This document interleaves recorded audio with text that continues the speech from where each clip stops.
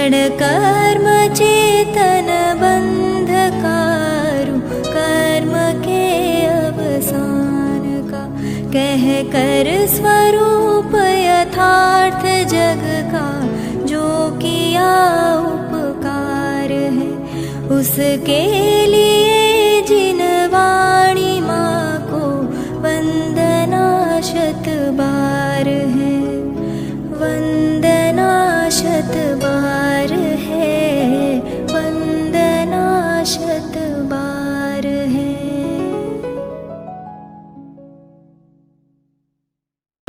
संदर्भ न्याय दीपिका। हम सब न्याय दीपिका नामक ग्रंथ का अध्ययन कर रहे हैं, जिसकी रचना आज से लगभग 600 वर्ष पहले श्रीमद् अभिनव धर्म भूषण यति आचार्य ने की है। और ये एक न्याय का बहुत ही महत्वपूर्ण ग्रंथ है। हम इस ग्रंथ के माध्यम से न्याय शास्त्र को समझने की कोशिश कर रहे हैं। न्याय शास्त्र एक बहुत ही अद्भुत विद्या है, अमृत विद्या है। ये है तो सब विद्याएं प्राप्त होती है, ये नहीं है तो कोई विद्या प्राप्त होकर भी अप्राप्त के समान होती है। ऐसी ये एक अद्भुत विद्या है। ये बहुत सावधानी से मन लगाकर ये व्यक्ति को वैज्ञानिक बनाती है। इसको वास्तव में विद्या का पात्र बनाती है। विद्या का पात्र कोई व्यक्ति न्याय विद्या पढ़कर के ही बनता है। आज मैं दिल्ली यूनिवर्सिटी के वाइस चांसलर से मिलने गया था, समाज के प्रतिनिधि मंडल के साथ में। तो वो भी ये बात कह रहे थे, बोले साहब जैन दर्शन की सबसे बड़ी विशेषता ये है कि वो सत्य की खोज में एक व्यवस्थित शैली को अपनाता है। वो किसी को मार करके बात नहीं समझाता है, बल्कि युक्ति से, तर्क से, न्याय के द्वारा चीजों को समझाता है। सत्य की खोज में जैन दर्शन का बहुत बड़ा योगदान है। ये बात आज हमको दिल्ली यूनिवर्सिटी के वाइस चांसलर ने भी कही। वास्तव में ये बहुत ही अद्भुत विद्या है। तो हम इसको पढ़ रहे हैं न्याय दीपिका ग्रंथ के माध्यम से, और इसमें हमारा हेतु का बहुत ही इम्पोर्टेंट प्रकरण चल रहा है। हेतु क्या होता है? सच्चे कारण की खोज।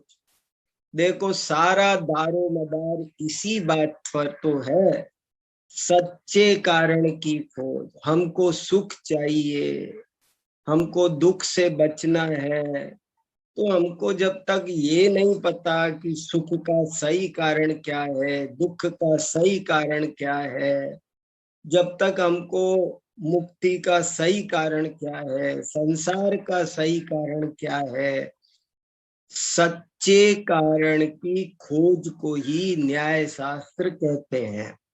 यही न्याय शास्त्र का योगदान है कि वो सच्चे कारण को खोज कर हमें दिखा देता है। इसलिए ये न्याय शास्त्र बहुत ही उपयोगी विद्या है। और उसमें भी ये हेतु का प्रकरण तो और भी ज्यादा इम्पोर्टेंट है। तो चलिए हम हेतु का प्रकरण पढ़ते हुए श्लोक याद किए थे, दो बहुत इम्पोर्टेंट श्लोक याद किए थे। अन्यथानुपपन्नत्वं यत्र तत्र त्रयेण किम, नान्यथानुपपन्नत्वं यत्र तत्र त्रयेण किम। एक तो ये श्लोक याद किया था, एक ये याद किया था अन्यथानुपपन्नत्वं यत्र किम तत्र पंचवी, नान्यथानुपपन्नत्वं तत्र किम यत्र पंच। ऐसे करके बहुत बढ़िया ये श्लोक है, आपको हमको याद होने चाहिए और इस बात को अच्छे से पल्ले में गांठ बांध लेनी चाहिए कि हेतु का एक ही लक्षण है, हेतु की एक ही पहचान है कि उसका साध्य के साथ अविनाभाव होना चाहिए। ये एक इम्पोर्टेंट बात है कि उसकी साध्य के साथ अन्यथा अनुपत्ति होनी चाहिए। अब इस चीज को हमने कई कक्षाओं से घिसते चले आ रहे हैं। अब अपन 54 नंबर का पैराग्राफ पढ़ते हैं और इसमें कुछ उदाहरणों के द्वारा वो चीज प्रैक्टिकल करते हैं। अब आज प्रैक्टिकल होगा एक तरह से, हेतु के भेद प्रभेदों के माध्यम से हेतु के स्वरूप का प्रैक्टिकल होगा। जरा ध्यान दीजिए, बहुत बढ़िया प्रकरण है। 2-3 पंक्ति पढ़ ली थी हमने 54 नंबर पैराग्राफ की, लेकिन मैं अभी फिर से पढ़ता हूं। हेतुम विधि प्रतिषेध रूपाभ्याम द्विधा विभज्य तयोर अवांतर वेदानाम कथनम। हेतु को 2 भागों में विभाजित करके उसके अवांतर भेदों का कथन करते हैं। ये हेडिंग हुआ। 2 रूप के साथ उन्होंने ये भी जोड़ दिया कि वे दो नाम होंगे, विधि और प्रतिषेध, अस्ति और नास्ति, पॉजिटिव और नेगेटिव। विधि प्रतिषेध, हेतु 2 प्रकार का है, विधि और प्रतिषेध, अस्ति रूप और नास्ति रूप। और फिर उसके और अवांतर भेद माने प्रभेद, भेद और उपभेद, भेद और प्रभेद, भेद और अवांतर भेद। अवांतर भेद को कहीं उपभेद कहते हैं, कहीं प्रभेद कहते हैं। सोयम अन्यतानुपत्ति निश्चयिक लक्षणों हेतु संक्षेपतो द्विधा। यह अन्यतानुपत्ति निश्चय जिसका एकमात्र लक्षण है, वह हेतु संक्षेप से 2 प्रकार का होता है। विधि रूपः प्रतिषेध रूपश्च चेति। विधि रूप और प्रतिषेध रूप। विधि माने अस्ति पॉजिटिव, प्रतिषेध माने नास्ति नेगेटिव। विधि रूपोपि द्विधा। विधि रूप हेतु भी 2 तरह का होता है, विधि साधक और प्रतिषेध साधक। माने जिसका साध्य भी पॉजिटिव हो, एक तो ऐसा होता है, और एक ऐसा होता है कि जिसका साध्य नेगेटिव होता है। स्वयं पॉजिटिव होता है लेकिन उसका साध्य नेगेटिव होता है। तत्र आद्यो अनेकधा। मैंने आपको 4-5 पेज पढ़ने का होमवर्क भी दिया था पिछले हफ्ते। जो लोग पढ़कर आए होंगे उनको बहुत लाभ होगा, बहुत अच्छे से समझ में आएगा। देखो, थोड़ा थोड़ा मेहनत करना जरूरी है, तभी ये चीज समझ में आएगी। जो लोग बिल्कुल कुछ पढ़ के भी नहीं आए, कोई भूमि का पृष्ठभूमि नहीं है, उन्हीं को ज्यादा दिक्कत हो रही है। कितने ही लोग कहते हैं ना, हमको संस्कृत नहीं। तो भैया देखो, थोड़ी थोड़ी मेहनत आपको पहले। अब हम न्याय दीपिका पढ़ाएंगे तो फिर थोड़ी पुराना सारा इसके लिए जो जो पृष्ठभूमि चाहिए वो हम तैयार कराएंगे, तो न्याय दीपिका कैसे पढ़ाएंगे। तो जो लोग न्याय दीपिका से पहले जिनकी संस्कृत की या न्याय की बिल्कुल भी पृष्ठभूमि नहीं है, उनको उसकी पृष्ठभूमि बनानी चाहिए। और मैं कई दफे कह चुका कि ज्यादा कुछ नहीं तो एक न्याय मंदिर पुस्तक जरूर से जरूर पढ़ो। ये न्याय मंदिर पुस्तक है, जिनको कुछ नहीं समझ में आ रहा वो ये न्याय मंदिर, इतनी किताब तो ये तो जरूर से जरूर पढ़ो।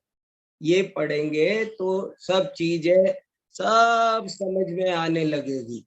ये देखो, ये सब पिछली बार न्याय मंदिर में दिया हुआ है, ये चार्ट पिछली बार आपको कहा था तो इस वाले चार्ट को आप कम से कम देखो, पढ़ो, थोड़ी सी तैयारी करके जो बैठेंगे ना। देखो ये कक्षा तो उनके लिए शुरू की थी जो लोग शास्त्री करते हैं यूनिवर्सिटी में, लेकिन ठीक है, सब लोग लाभ ले रहे हैं तो बहुत अच्छी बात है। लेकिन ये कोई ऐसी चीज नहीं है कि बिना किसी जरा सी भूमिका के समझ में आ जाए, और रोज रोज सब उतना सरल करके सारा वहीं से उठा करके शुरू करना संभव नहीं है। इसलिए आप लोग जो थोड़ी थोड़ी भूमिका के लिए न्याय मंदिर जरूर पढ़ो, और फिर ये सब चीजें बहुत तेजी से समझ में आएगी। और फिर भी जो नहीं समझ में आती हो तो प्रश्न पूछने में कोई दिक्कत नहीं है, आप प्रश्न पूछो। चलो, तो विधि रूपोपि द्विधा, विधि साधक प्रतिषेध साधक चेति, तत्र आद्यो अनेकदा, उनमें से आद्य, आद्य माने शुरू का, आदि शब्द से आद्य बनाए, आदि माने पहला और आद्य माने पहले का, सबसे पहला, वो अनेकदा होता है, माने विधि रूप हेतु अनेक प्रकार का होता है। तद यथा कश्चित कार्य रूप, जैसे कि कोई तो कार्य रूप होता है, यथा पर्वतोयम अग्निमान धूमवत्व अन्यथानुपत्ते, जैसे कि कोई हेतु कार्य रूप होता है, पर्वतोयम अग्निमान धूमवत्व अन्यथानुपत्ते। अब ये अनुमान वाक्य है, ये सारे 20-22 अनुमान वाक्य आएंगे। इनको यदि कॉपी पे नोट कर ले तो बहुत सारी चीजें सुलझ जाएगी। पर्वतोयम अग्निमान, यह पर्वत अग्नि वाला है। धूमवत्व अन्यथानुपत्ते, अन्यथा धूमवानपना नहीं होता, क्योंकि धुआं की अग्नि के साथ अन्यथानुपत्ति है धूम वाला होने से। अब यहाँ पर जो धुआं है वो वास्तव में क्या है? कार्य है। ये कौन से हेतु का उदाहरण है? कार्य रूप हेतु का। ये जो धुआं है वो कार्य है और अग्नि है वो कारण है। अग्नि में से धुआं निकलता है, अग्नि धूम का कारण है। तो जो हमने हेतु दिया वो कार्यात्मक हेतु दिया, इसलिए इसको कहते हैं कार्य रूप हेतु। धूमो ही अग्नि कार्यभूतस्तदभावे अनुपद्यमानो अग्निम गमयति। धूम वास्तव में अग्नि का कार्यभूत है और अग्नि के अभाव में नहीं रहता है, इसलिए वह अग्निम गमयति। गमयति माने बताता है, ज्ञान कराता है। कश्चित कारण रूप, कोई हेतु कारण रूप होता है, कारणात्मक हेतु होता है। कैसे? यथा वृष्टिर भविष्यति विशिष्ट मेघ अन्यथानुपत्ते, जैसे एक अनुमान वाक्य ये लो कि आज वृष्टि होगी। आज वृष्टि माने वर्षा, आज वर्षा होगी क्योंकि विशेष प्रकार का मेघ दिखाई दे रहा है। तो ये देखो, विशेष प्रकार का मेघ ये क्या है? ये कारण है और वर्षा कार्य है। तो हमने हेतु किसको बनाया? कारण को। देखो ये एक गजब की बात है, इसको 1 मिनट ध्यान से सुनो कि साधन और कारण एक ही बात नहीं है। साधन माने होता है जिससे वो चिन्ह जिससे ज्ञान हो जाए उसको साधन कहते हैं, और वो चिन्ह कभी कार्य भी हो सकता है कभी कारण भी हो सकता है। लेकिन कारण तो उसी को कहेंगे जिससे कार्य की उत्पत्ति हो। साधन और कारण में क्या अंतर है? मैंने इस पर भी कुछ लिखा है कि साधन और कारण में क्या अंतर है। आप लोग ध्यान से सुनो, परीक्षा में नोट आप कॉपी में नोट करो और हम कभी पूछें तो आप बताना, मैं पूछूंगा आपसे। एक दो प्रश्न हमेशा पूछने चाहिए। आज भी सोच रहा था कि वो श्लोक हेतु वाले आपसे ही पूछूं, फिर मैंने कहा अभी एक बार कक्षा शुरू हुई है, मैं सुनाता हूं। देखो प्रश्न है, साधन और कारण में क्या अंतर है? और उत्तर है, साधन उसे कहते हैं जो ज्ञान कराता है। ज्ञान कराने वाले चिन्ह को साधन कहते हैं, जिसका दूसरा नाम हेतु भी है। लेकिन कारण, कारण उसको कहते हैं जो कार्य की उत्पत्ति करता है। ये बड़ा फर्क है, कारण और साधन में बड़ा अंतर है। माने कारण ही कहना हो तो यूं कह सकते हैं, उत्पत्ति के कारण को कारण कहते हैं और ज्ञप्ति के कारण को साधन कहते हैं। ये बहुत अच्छा है, इंपॉर्टेंट, ये लाइन नोट करने लायक है। उत्पत्ति के कारण को कारण कहते हैं, लेकिन ज्ञप्ति के कारण को साधन कहते हैं, जिससे ज्ञान होता है। जैसे धुआं है, वो क्या है? वो अग्नि का कारण नहीं है, अग्नि उससे उत्पन्न, धुआं में से थोड़ी अग्नि पैदा होती है, लेकिन धुआं अग्नि का ज्ञान कराने का कारण है, ज्ञप्तिक कारण। ज्ञापक कारण को साधन कहते हैं। ऐसे दो तीन तरीके से बोल दिया। देखो मैंने, साधन और कारण में क्या अंतर है? ज्ञापक कारण को साधन कहते हैं, लेकिन कारक कारण को कारण कहते हैं। कारण और साधन में ये फर्क है। जिससे कार्य की उत्पत्ति होती है, जो कार्य का जनक होता है, उसे कारण कहते हैं। लेकिन जो कार्य का ज्ञापक होता है, बात का जानक, बात का ज्ञापक होता है, उसे साधन कहते हैं। साधन और हेतु पर्यायवाची है। ये देखो फर्क, ध्यान रखना। तो अब ये वाक्य बना, अनुमान वाक्य, वृष्टि होगी क्योंकि विशेष विशिष्ट मेघ है। तो यहाँ पर जो मेघ है वो क्या है? मेघ कारण है, और वर्षा क्या है? वो कार्य है। मेघ विशेषोई वर्षस्य कारणम स्वकार्यभूतम वर्षम गमयति। मेघ वर्षा के कारण रूप स्वकार्यभूत वर्षा को गमयति, दिखाता है, ज्ञान कराता है। अब प्रश्न आता है 55 नंबर के पैराग्राफ में, ननु कार्यम कारणानुमापकम अस्तु कारणाभावे कार्यस्य अनुपत्ते। कि ननु माने शंका, कि कार्य तो कारण का अनुमापक हो, इसमें कोई दिक्कत नहीं है। कार्य से कारण का अनुमान हो, अनुमापक, अनुमापक माने, ये बहुत अच्छा शब्द है, अनुमापक। अनुमापक माने अनुमान कराने वाला, ज्ञापक ज्ञान कराने वाला, अनुमापक अनुमान कराने वाला। कार्य तो कारण का अनुमापक हो, क्योंकि कारण के अभाव में कार्य की अनुपत्ति होती है।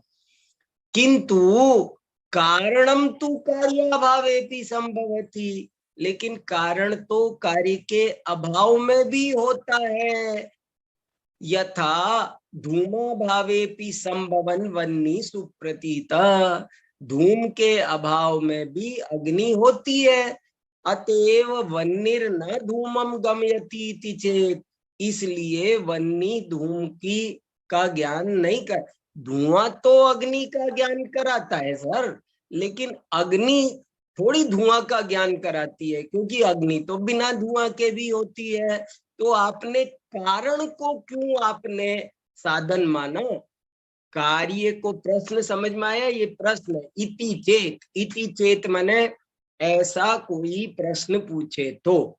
अब पहले प्रश्न आपके समझ में आना चाहिए। प्रश्न ये है, किसी ने पूछा आपने कार्य को हेतु बनाया, ये तो ठीक है क्योंकि कार्य से कारण को हम जान सकते हैं, लेकिन आपने तो कारण को भी हेतु बना दिया, जबकि कारण से तो ये कोई जरूरी नहीं है। कारण कैसे कार्य का ज्ञान कराएगा? कारण माने, कारण और कार्य क्या है? अग्नि कारण है, धुआं कार्य है।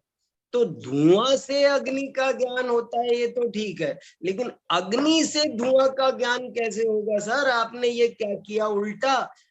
अग्नि तो धुआं के बिना भी रहती है, ऐसे थोड़ी होता है अग्नि होगी तो धुआं भी होगा ही, ऐसे कैसे आपने बनाया? ये प्रश्न है और इसका उत्तर है तन्ना। तुम बात को समझे नहीं। उन्मीलित शक्तिकस्य कारणस्य कार्याव्यभिचारित्वेन कार्यम प्रति हेतुत्वा विरोधात्। के हमने सभी कारणों को कार्य का अनुमापक नहीं माना है। हमने ये थोड़ी कहा सारे के सारे कारण होंगे वो कार्य के वे हेतु बन जाएंगे कार्य के, ऐसे थोड़ी हमने बोला। हमने तो ये बोला है कुछ कारण ऐसे होते हैं पक्के कि जिनके साथ कार्य का अव्यभिचार होता है। अव्यभिचार, व्यभिचार नहीं होता, जिनके होने पर 100% कार्य होता ही है, उन कारणों को हमने हेतु कहा है। हमने सारे कारणों को हेतु नहीं कहा। उत्तर समझ में आया? एक बार फिर 1 मिनट में बोल रहा हूं, बहुत इंपॉर्टेंट बात थी। प्रश्न था कि आपने कार्य को हेतु बनाया, ये तो ठीक है क्योंकि कार्य से कारण का ज्ञान हो जाता है, लेकिन आपने तो कारण को भी हेतु गिना दिया, जबकि ऐसा तो नहीं होता। कारण के होने पर कार्य हो ये तो जरूरी नहीं है। आपने कारण को कैसे बनाया? क्योंकि धुआं तो अग्नि के बिना नहीं होता, लेकिन अग्नि तो धुआं के बिना होती है सर, फिर कैसे माना जाए? तब उत्तर दिया कि हमने सभी कारणों को कार्य का अनुमापक नहीं माना है, उनको हेतु नहीं कहा। हमने दुनिया में सारे कारणों को हमने हेतु नहीं कहा है, बल्कि उन्हीं कारणों को हेतु कहा है कि जिनका कार्य के साथ अव्यभिचार है, उनको हेतु मानने में अविरोध है। हेतुत्व अविरोधात, उनको, ये बहुत इंपॉर्टेंट शब्द है, उन्मीलित शक्तिकस्य और कार्याव्यभिचारित्वेन, ए छुपा हुआ है, जिसका कार्य के साथ व्यभिचार नहीं है। माने कार्य होगा, एक स्पेशल टाइप के बादल होते हैं कि वो आए तो डेफिनेटली बारिश आएगी, तो उस बारिश, उस बादल को हमने वर्षा का ज्ञान कराने का हेतु बना दिया, ये कहने का मतलब है। चलिए आगे 56 नंबर का पैराग्राफ। कश्चित विशेष रूप। अब देखो कितनी बढ़िया बढ़िया बातें हैं, थोड़ा उपयोग लगा के समझोगे तो सब समझ में आएगा। कोई हेतु विशेष रूप होता है, ये तीसरा बताया। पहला क्या था? कोई हेतु कार्य रूप होता है। दूसरा बताया कोई हेतु कारण रूप होता है। अब कह रहे हैं तीसरा कि कोई हेतु विशेष रूप होता है। कैसे होता है? देखो, यथा वृक्षोयम सिंसपात्व अन्यथा नुपत्ते, ये अनुमान वाक्य है। यह वृक्ष है क्योंकि शीशम है। ये जो सामने वस्तु खड़ी है यह वृक्ष है क्योंकि शीशम है। शीशम एक विशेष प्रकार का वृक्ष है, नाम है। आपने किसी को कठिन हो रहा हो तो उसको आम, नीम, बबूल, कोई दूसरा नाम ले दो। ये वृक्ष है क्योंकि पीपल है, तो पीपल होने से वृक्ष का होने का क्या? आपने पीपल है इसको क्योंकि हेतु क्यों बनाया? क्योंकि पीपल विशेष है और वृक्ष सामान्य है। विशेष सामान्य के बिना नहीं रहता है। विशेष, ये बहुत इंपॉर्टेंट, विशेष सामान्य के बिना नहीं रहता है, इसलिए विशेष को हेतु बना लेते हैं। तो ये हेतु विशेष रूप हुआ कि यह वृक्ष है, क्योंकि शीशम है। सिंसपाही वृक्ष विशेषः सामान्य भूतम वृक्षम गमयति। शीशम वृक्ष विशेष है, इसलिए सामान्य भूत वृक्ष को गमयति, बताता है, दिखाता है। नहीं वृक्षाभावे वृक्ष विशेषो घटते। यदि वृक्ष सामान्य ही नहीं होगा, ऐसा नहीं हो सकता कि कोई वृक्ष ना हो और नीम, पीपल, आम, अमरूद, शीशम कोई हो सके, पहले उसे सामान्य होना जरूरी है। इसलिए तीसरा हेतु विशेष रूप होता है। चौथा हेतु पूर्वचरः, कश्चित पूर्वचरः। पूर्वचरः माने जो पहले आता है, पूर्व में चरण विचरण करने वाला, घटना के हमेशा पहले विचरण करती है कोई चीज, तो उसको हेतु बना दिया जाए तो वो पूर्वचर हेतु कहलाता है। यथा उदेश्यति सकटम कृत्तिकोदयात्। देखो क्या अनुमान वाक्य है, सकट का उदय होगा क्योंकि कृत्तिका का उदय हुआ है। कृत्तिका भी एक नक्षत्र का नाम है और सकट भी एक नक्षत्र का नाम है। कृत्तिका पहले उदित होता है और उसके तुरंत बाद में, एक मुहूर्त बाद में सकट का उदय होता है। तो वो कह रहे हैं, देखो धर्मभूषण आचार्य को नक्षत्रों का ज्ञान होगा, कौन नक्षत्र किसके बाद उगता है, तो क्या क्या उनके नाम है, कितने नक्षत्र है, उनको आते होंगे, तभी तो वो उनके दिमाग में घूम रहे होंगे, उसका उदाहरण दे दिया। उस जमाने में लोक में भी ये बहुत चलता था, ये अभी आज कौन सा नक्षत्र है, आज कौन सा नक्षत्र है। तो वो इसको इन्होंने कहा पूर्वचर हेतु के सकट का उदय होगा क्योंकि कृत्तिका का उदय हुआ। हेतु क्या है, क्योंकि कृत्तिका का उदय हुआ। ये कृत्तिका का उदय क्या है, ये पूर्वचर हेतु है, सकट बाद में निकलेगा, इसलिए कृत्तिका का उदय ये पूर्वचर हेतु। इस ये उदाहरण किसी को कठिन लग रहा हो तो मैं बदल देता हूं, मैं कहता हूं कल शनिवार होगा क्योंकि आज शुक्रवार है। तो हेतु क्या हुआ, क्योंकि आज शुक्रवार है। तो आज शुक्रवार है, ये क्या है, कौन सा हेतु हुआ, पूर्वचर। शुक्रवार पूर्व में रहता है शनिवार के, शुक्रवार के बाद में गारंटी से शनिवार आता है। उदेश्यति सकटम कृत्तिकोदयान्यथानुपपत्तेरित्यत्र कृत्तिकोदयः कृत्तिकोदयांतरम मुहूर्तान्ते नियमेन। देखो बहुत इंपॉर्टेंट शब्द है, नियमेन। न्याय शास्त्र की यही खास बात है, कच्ची बात नहीं करता। कृत्तिकोदयांतरम, कृत्तिकोदय के बाद, मुहूर्तांते, एक मुहूर्त के अंत में, नियम से सकट का उदय जायते होता है। इति, इसलिए कृत्तिकोदय पूर्वचरो हेतु, इसलिए कृत्तिकोदय पूर्वचर हेतु है और वह सकटोदयम गमयति, वे सकट के उदय को बतलाता है।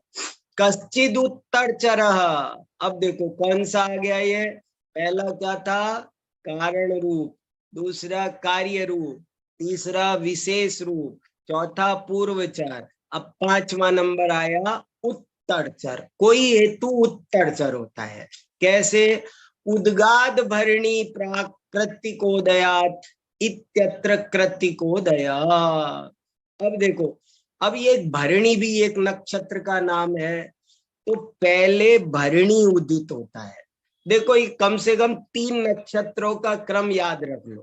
पहले क्या, पहले भरणी होता है, बाद में कृत्तिका होता है और बाद में सकट होता है। कुल मिला के 27 नक्षत्र होते हैं। उनमें से इनके 3 का क्रम जरूर, नाम और क्रम तीनों का याद रखो। ये उदाहरण अभी और भी आएगा आगे, तो आपको 3 याद रखो। पहले भरणी नक्षत्र उदित होता है, उसके बाद कृत्तिका नक्षत्र उदित होता है और उसके बाद सकट होता है। कृत्तिका बीच में है, तो कृत्तिका को क्या कहा, अब आकाश में कृत्तिका थी, कृत्तिका को देखा। अब कृत्तिका नक्षत्र को देख करके देखने वाला कह रहा है ओ कृत्तिका नक्षत्र है, इसका मतलब है भरणी नक्षत्र गुजर चुका, उसका उदय हो चुका पहले ही। ये बात वो कैसे कह रहा है, कृत्तिका को देख करके। और कृत्तिका नक्षत्र को ही देखकर वो ये भी कह रहा है अच्छा, इसका मतलब एक मुहूर्त बाद सकट नक्षत्र का उदय होने वाला है। तो कृत्तिका को हेतु बना रहा है, लेकिन जब वो भरणी का बनाता है तो वो उत्तरचर है, लेकिन जब सकट का बनाता है तो पूर्वचर है, क्योंकि सकट से पहले रहता है इसलिए पूर्वचर है, भरणी के बाद में रहता है इसलिए उत्तरचर है। तो कश्चिद उत्तरचर यथा, जैसे कि उद्गाद, उद्गाद माने, उद्गाद क्या है, भूतकालिक शब्द है, भूतकाल, लंग लकार का प्रयोग है। उदित हो चुका, भरिणी, भरिणी उदित हो चुका, प्राक पहले ही। क्यों, क्योंकि कृत्तिकोदयात्, क्योंकि अभी कृत्तिका का उदय हो रहा है। इस तरह कृत्तिकोदय को जो हेतु बनाएंगे तो वो उत्तरचर बना। अब देखो कृत्तिकोदय हेतु है लेकिन साध्य के वजह से कहीं वो पूर्वचर नाम पड़ता है, कहीं उसका नाम उत्तरचर पड़ता है। कृत्तिकोदयो ही भरिणी उदयोत्तर चरम चरस्तम गमयति। कृत्तिकोदय वो भरिणी के उदय का उत्तरचर, भरिणी उदय का उत्तरचर है, इसलिए उसको बताता है, ज्ञान कराता है। गमयति बतलाता है, ज्ञान कराता है। कश्चित सहचर, देखो अब ये सहचर कितने हो गए, नंबर 1 कारण रूप, नंबर 2 कार्य रूप, नंबर 3 विशेष रूप, नंबर 4 पूर्वचर, नंबर 5 उत्तरचर और नंबर 6 सहचर। 6 नाम याद करो, कंठस्थ, आनंद आएगा बहुत। मैंने अभी याद करा दिया आपको, सहचर भी देख लो। यथा मातुलिंगम रूपवत भवितुम अर्हति रसव तत्व अन्यथा अनुपत्तेरित्यत्र रसः। मातुलिंग एक तरह का फल होता है, उसको हिंदी में बिजौरा कहते हैं। बिजौरा थोड़ा एक खट्टा मीठा सा फल होता है, पहाड़ी एरिया में बहुत होता है, वो मातुलिंग है। अब कैसे धर्मभूषण आचार्य को मातुलिंग याद आया, आपको मातुलिंग नहीं समझ में आ रहा हो तो आप आम समझ लो यहाँ पर, कि आम या यही जो लिखा है वो मातुलिंग नाम का फल रूपवत, रूपवान भवितुम अर्हति। इस बिजौरे में रूप है क्योंकि रस है। कोई अंधा व्यक्ति होगा, वो रस चख करके कह रहा है ओ इसके रस से पता चलता है कि इसमें रंग भी है। तो कैसे पता चला, क्योंकि रस रूप के साथ रहता है, रूप और रस दोनों साथ रहते हैं। रूप रस का ज्ञान कराएगा, रस रूप का ज्ञान कराएगा। इसलिए ये दोनों क्या है, सहचर हेतु है, सहचर हेतु। रसोई नियमेन रूप सहचरितः तद अभावे अनुपद्यमान तद गम्यति। रस नियम से रूप के साथ रहता हुआ उसके अभाव में नहीं रहता हुआ उसका रूप का ज्ञान कराता है। कितना बढ़िया। पैराग्राफ नंबर 57 देखो, एतेषु उदाहरणेषु, ये ऊपर उदाहरण दिए थे अनुमान के, कितने उदाहरण दे दिए, 6। ये 6 एतेषु उदाहरणेषु, ये जो ऊपर अनुमान के हमने 6 उदाहरण दिए हैं, ये सब के सब भाव रूप है। भाव रूप माने पॉजिटिव, विधि रूप। अब आप ध्यान दो, अभी तक अपन ने जितने भी उदाहरण पढ़े हैं हेतु के 6, वे 6, इसमें रूप है, इससे सिद्ध होता है कि रस है। अभी कृतिका का उदय हुआ है, इससे सिद्ध होता है कि सकट का उदय हो चुका, भरणी का उदय हो चुका। ऐसे हमने हर जगह, यहाँ पर अग्नि है क्योंकि धुआं है, ऐसे हमने सारे के सारे भाव रूप, इसको क्या, ये एतेषु उदाहरणेषु भाव रूपान एव, ये सारे उदाहरण भाव रूप है, पॉजिटिव है। ये सारे उदाहरण जो दिए थे ये सब के सब पॉजिटिव थे। भाव रूप बोलो, विधि रूप बोलो, अस्थि रूप बोलो, पॉजिटिव बोलो, सब एक ही बात है। भाव रूपान एव अग्न्यादीन साधयन्तः धूमादय हेतवो भाव रूपा एव इति विधि साधक विधि रूप। इनका साध्य भी 6 के 6 का साध्य भी पॉजिटिव था और साधन भी पॉजिटिव था, हेतु भी पॉजिटिव था और उनका प्रतिज्ञा वाक्य साध्य भी पॉजिटिव था। इसलिए इस हेतु को, इन 6 हेतुओं को विधि साधक विधि रूप नाम देंगे। उनका साध्य भी विधि और स्वयं भी विधि, इसलिए इसका नाम है विधि साधक विधि रूप। एते एतेव अविरुद्धोपलब्धया इति उच्यन्ते, इन्हीं का दूसरा नाम अविरुद्धोपलब्धि भी है। उपलब्धि माने भी पॉजिटिव। देखो 4 शब्द आ गए, उपलब्धि बोलो, विधि बोलो, अस्थि बोलो और भाव बोलो। 4 शब्द संस्कृत में आ गए और अंग्रेजी में एक पॉजिटिव। तो ये इन्हीं का दूसरा नाम अविरुद्धोपलब्धि भी है। अविरुद्ध क्यों? क्योंकि खुद भी पॉजिटिव और उनका साध्य भी पॉजिटिव। एवं विधि रूपस्य हेतोर विधि साधकाख्य आद्यो वेद उदाहरत। इस प्रकार विधि रूप हेतु का विधि साधक नाम का प्रथम भेद उदाहरत, उदाहरण सहित समझाया गया। द्वितीयस्तु, अब दूसरा समझाएंगे। पहले में किसी को कुछ नहीं समझ में आया हो, किसी को कुछ पूछना है, हेतु का एक प्रकरण पूरा हुआ, इसमें कोई बात समझ में आई हो, नहीं आई हो तो आप पूछ सकते हैं। दूसरा टॉपिक शुरू करता हूं फिर।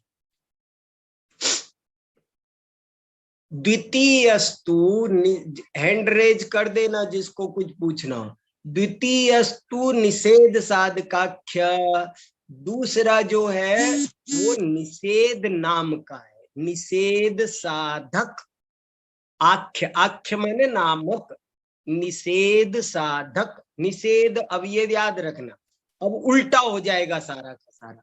अभी तक क्या था? पॉजिटिव, अब क्या नाम होगा?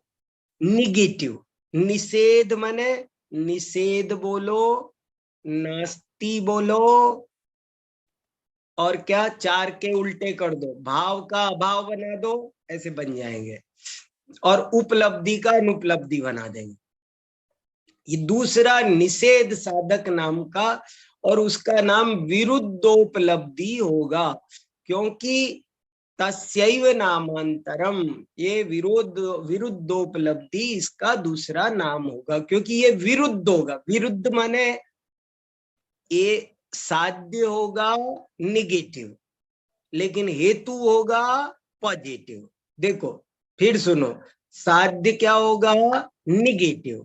साधन क्या होगा? पॉजिटिव। कैसे? देखो उसके उदाहरण देखो। स यथा, अब ये अनुमान वाक्य जो समझ गया उसका बेड़ा पार है, वो न्याय में बहुत बड़ा कुशल हो जाएगा। ये समझना बहुत जरूरी है। ये सारे के सारे करीब 20 अनुमान वाक्य, थोड़ी मेहनत होगी, लेकिन एक बार कॉपी पर ये 20 अनुमान वाक्य आप लिख लो तो आपको बहुत फायदा होगा ना। अब देखो अनुमान वाक्य चलता है नया। नास्ति मिथ्यात्वम, देखो अर्थ करो। ना माने नहीं है, अस्य माने इस जीव के, मिथ्यात्व, देखो कितना बढ़िया उदाहरण है। इस जीव के अंदर मिथ्या दर्शन नहीं पाया जाता। देखो अनुमान, क्या अनुमान बनाया, क्या साध्य है? इस जीव के मिथ्यात्व नहीं है, नहीं है सिद्ध कर रहे हैं। निषेध साधक है ना, सब में नहीं नहीं नहीं नहीं आएगा अब इसमें, कि इस जीव के मिथ्यात्व नहीं है। क्यों नहीं है? क्योंकि इसमें आस्तिक्य पाया जाता है, क्योंकि इसको सात तत्व की श्रद्धा है, क्योंकि इसे देव शास्त्र गुरु की श्रद्धा है, इसलिए इसके अंदर मिथ्यात्व नहीं पाया जाता, क्योंकि इसको आत्मा परमात्मा का सम्यक ज्ञान हुआ है। तो आत्मा परमात्मा का ज्ञान हुआ है, ये तो है पॉजिटिव हेतु, लेकिन साध्य है वो नेगेटिव। उससे सिद्ध ये किया जा रहा है कि इसके मिथ्यात्व नहीं है। आस्तिक्यम ही सर्वज्ञ वीतराग प्रणीत जीवादि तत्वार्थ रुचि लक्षणम। आस्तिक्य तो उसी का नाम है जो सर्वज्ञ वीतराग प्रणीत जीवादि तत्वार्थों की रुचि हो, उसका नाम आस्तिक्य है। तन मिथ्यात्वतो न संभवती, वह मिथ्यात्व वाले के नहीं होती है। इति मिथ्यात्वा भावम साधयति, इसलिए ये मिथ्यात्व के अभाव को साधयति, सिद्ध करती है। गमयति यथा वा, अथवा दूसरा उदाहरण दे रहे, देखो इसका कितने दोनों प्रयोजनभूत उदाहरण दे रहे हैं। नास्ति वस्तुनि सर्वथैकांत, वस्तु में सर्वथा एकांतपना नहीं है। लो कितना सुंदर अनुमान वाक्य है। अरे ये सब मैंने कॉपी पर लिख लिख करके पढ़े, खूब मेहनत कर करके, तब ये चीजें कुछ थोड़ी क्लियर हुई है। इस वस्तु में एकांत सर नहीं है, वस्तु में एकांतवाद नहीं पाया जाता। क्यों? क्योंकि अनेकांतात्मक पना पाया जाता है। हेतु क्या है? क्योंकि अनेकांतपना पाया जाता है। साध्य क्या है? एकांतपना नहीं पाया जाता है। तो ये इस तरह से ये हेतु है। अनेकांतात्मकत्वम ही वस्तुनि अबाधित प्रतीति विषयत्वेन प्रतिभासमानम सौगतादि परिकल्पित सर्वथैकांता भावम साधयत्येव। अनेकांतात्मकपना वो वस्तु में अबाधित रूप से प्रतीति का विषय बनता है। हर व्यक्ति को ठीक ठीक समझ में आ रहा है अनेकांतपना, और वो अनेकांतपने का ज्ञान सौगत आदि के द्वारा सौगत माने बौद्ध आदि द्वारा परिकल्पित माने गए सर्वथा एकांत के अभाव को साधयति एव नियम से सिद्ध करता है। ननु किमिदम अनेकांतात्मकम मकत्वम, 59 नंबर का पैराग्राफ। ननु, ननु माने हाँ श्रुति बोलो बेटा। सर ये वाला उदाहरण तो थोड़ा मतलब इसमें तो फिर प्रकरण समेत्वाभास पाया जाएगा। समझ में नहीं आया, फिर से बोलना बेटा। जैसे इसमें बोला ना कि वस्तु में सर्वथा एकांत नहीं है क्योंकि वस्तु में अनेकांत है। हाँ, तो ये तो वैसा हो गया जैसे प्रकरण समेत्वाभास में उदाहरण दिया था कि शब्द अनित्य है क्योंकि नित्य नहीं है, और देखो शब्द नित्य तो इसका उल्टा हो जाता है कि शब्द नित्य है क्योंकि अनित्य नहीं है, ऐसा उल्टा खड़ा हो जाता है। देखो, दो जगह भूल हो रही है। वो जैसे तुमने पिछली बार पूछा था केवलान्वयी केवल व्यतिरेकी, वो हमारा मत नहीं था, नैयायिकों का मत था। और जो प्रकरण समेत्वाभास की जो बात आई है वो भी हमारी नहीं थी, वो भी नैयायिकों की थी। नैयायिकों ने 5 तरह के हेत्वाभास बताए थे। अभी जैनों के हेत्वाभास की तो बात ही नहीं आई। जैनों के हेत्वाभास तो बाद में पढ़ाएंगे, पहले हेतु पढ़ा रहे हैं। समझ में आया? और वो जो प्रकरण सम था उसमें और इसमें भी अंतर है। वो नैयायिकों वाला प्रकरण सम भी नहीं है। इसमें तो ये बताया जा रहा है कि वस्तु अनेकांतात्मक है। देखो क्या है ये वाक्य, अनुमान वाक्य लो। वस्तु में एकांत नहीं है क्योंकि उसमें अनेकांतात्मकता है। ये प्रकरण सम नहीं हुआ। अनेकांतात्मकता का अनुभव अबाधित है, ये लिखा ना, अबाधित प्रतीति का विषय है, और वो सर्वथा एकांतवाद का निषेध करता है। और थोड़ा सा हित्वाभास का प्रकरण आने दो, तब इसको फिर से अभी रिजर्व रखो, हम इस पर और चर्चा कर लेंगे, ठीक है? चलो, ननु किमिदम अनेकांतात्मकत्वम यद बलाद वस्तुनि सर्वथैकांता भावः साध्यते। बहुत बढ़िया आया, देखो, ननु शंका, किमिदम अनेकांतात्मकत्वम, कि सर ये अनेकांतात्मकपना क्या है? यद बलात्, जिसके बल से, वस्तुनि, वस्तुनि क्या होता है? सप्तमी विभक्ति एक वचन। यद बलात्, जिसके बल से वस्तु में सर्वथा एकांता भाव साध्यते।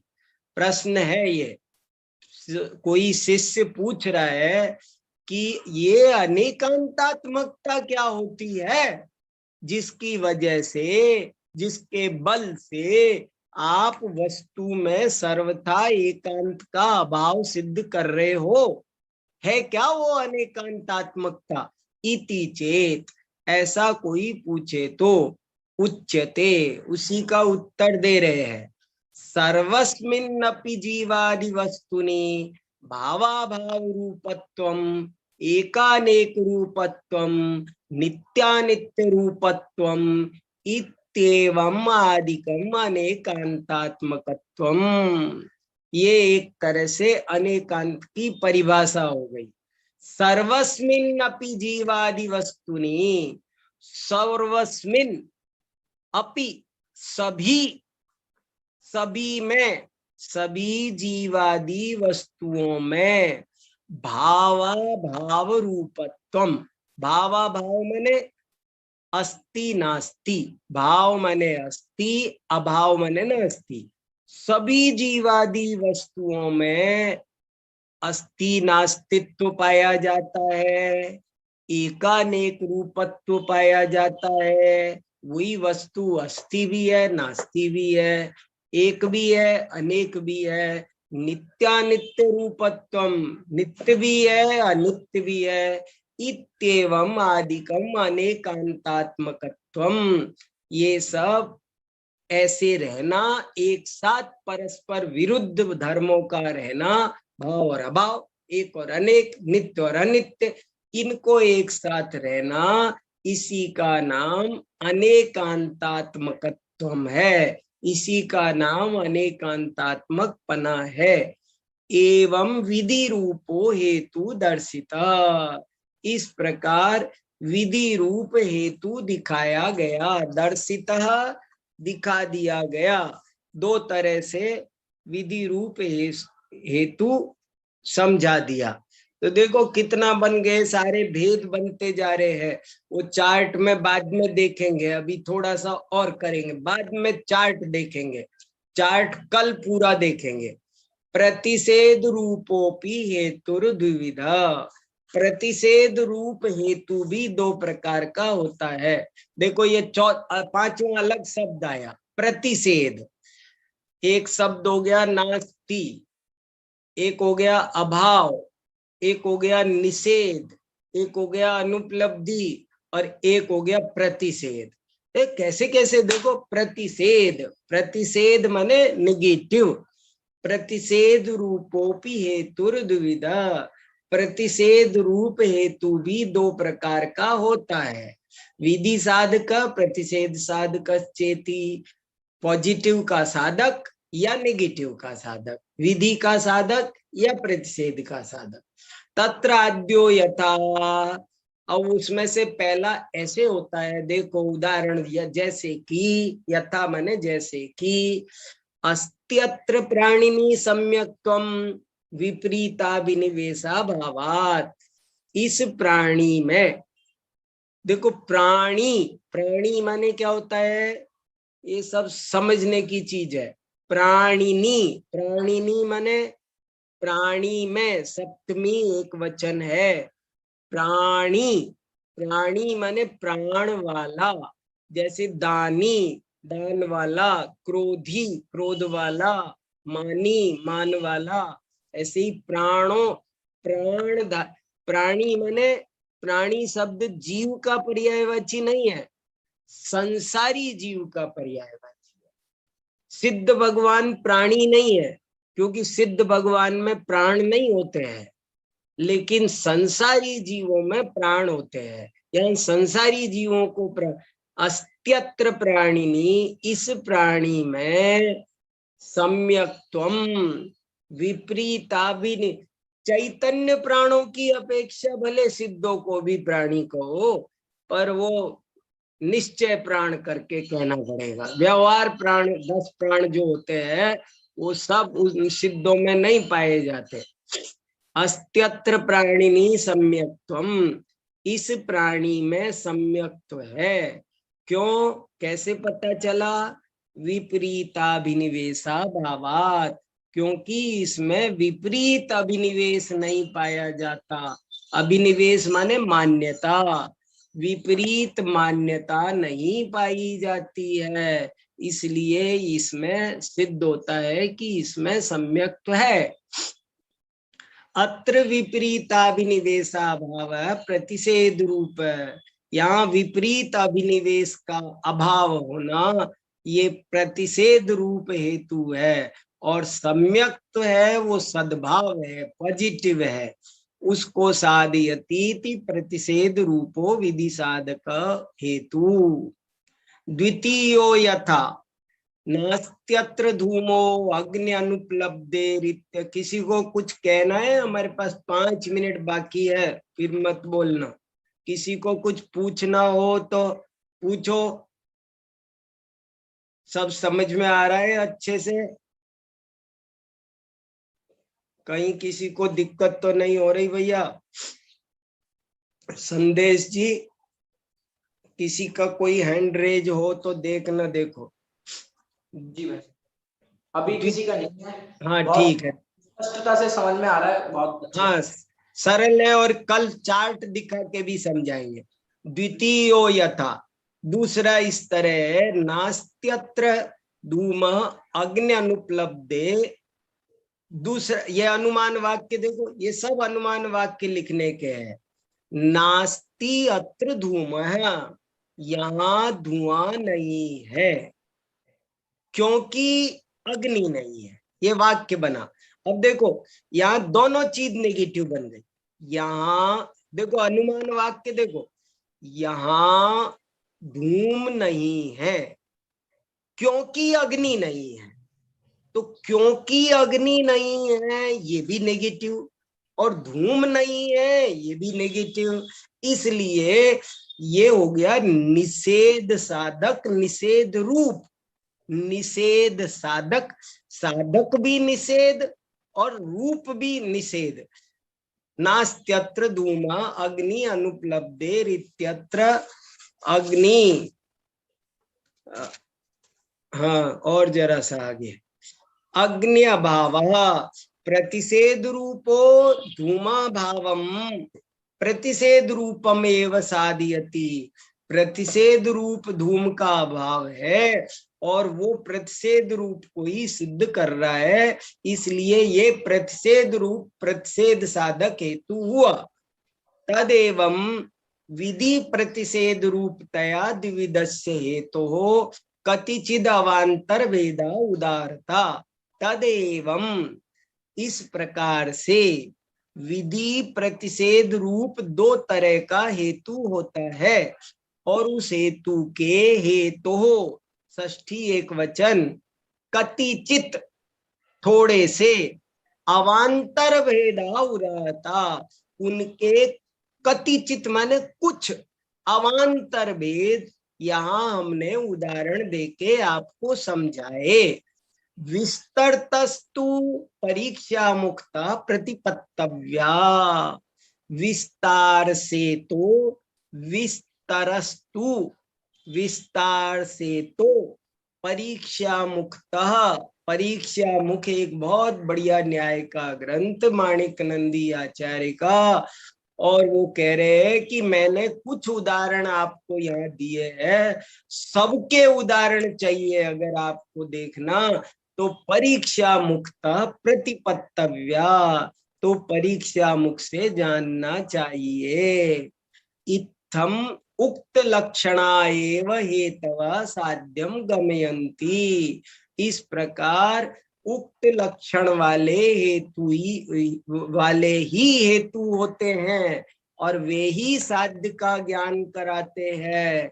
नान्य, नान्य ना प्लस अन्य, अन्य कोई हेतु नहीं होते हैं। अन्य तो सब हेत्वाभासत्वात्, अन्य सब हेत्वाभास होते हैं। और अब श्रुति कल आएगी चर्चा हेत्वाभास की। देखो ये हेडिंग और पढ़ लेते हैं तो पता चल जाए कल क्या आएगा। हेत्वाभासानां चातुर्विद्यम उक्त्वा तेषां निरूपणम। हेत्वाभासों के 4 प्रकार बताए जाएंगे और उनका निरूपण किया जाएगा। ये प्रकरण आज हेतु के भेद प्रभेद बताए और उनमें से कुछ को उदाहरण सहित अनुमान वाक्य लगा लगा करके समझाया। अब गलत हेतु क्या होता है? जो गलत हेतु होता है उसी को हेत्वाभास कहते हैं। तो इस तरह से उसकी चर्चा अपन कल करेंगे। आज की क्लास अभी 1 मिनट बचा है, तो कोई किसी को कुछ कहना हो तो कहो, नहीं तो एक प्रश्न फिर मैं पूछता हूँ।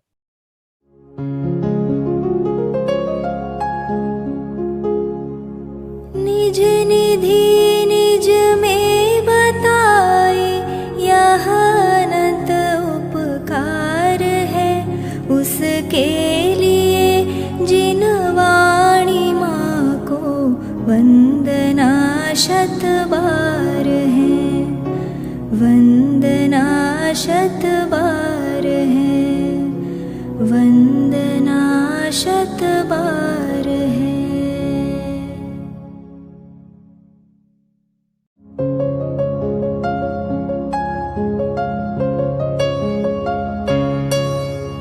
हे जिन वाणी भारती तो ही जपो दिन रैन, जो तेरी शरणा गहे सो पावे सुख चैन।